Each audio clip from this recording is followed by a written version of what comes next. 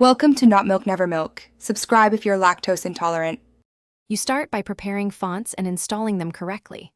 Download the TTF or OTT files and confirm the license, then open FontBook and drag the file into the app to install for your user account. Once added, validate the font using File Validate Font so you remove corrupt or problematic faces immediately. Make sure to install only from trusted sources. Installing in the wrong location can prevent apps from seeing the font. Once the fonts are installed, organize and activate them for reliable use.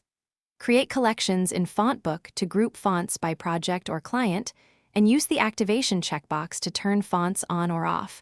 Remember, system-level fonts need admin approval. If you see duplicates, compare versions and disable the older or corrupted copy so apps use the correct family. Make sure apps are closed when toggling many fonts to avoid conflicts, and you finish by verifying fonts in the apps you actually use. Open Pages, Adobe, or Design Tools and select the installed family. If a font doesn't appear, quit and relaunch the app, then check FontBook activation. Make a record of licenses and export collections for backup. If things still fail, clear font caches with the built-in tools or use terminal's @sutil commands, restart FontBook, and reboot the Mac.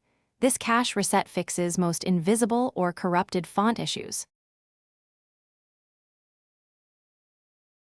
Thanks for watching. If this was helpful, leave a like and consider subscribing. See you next time.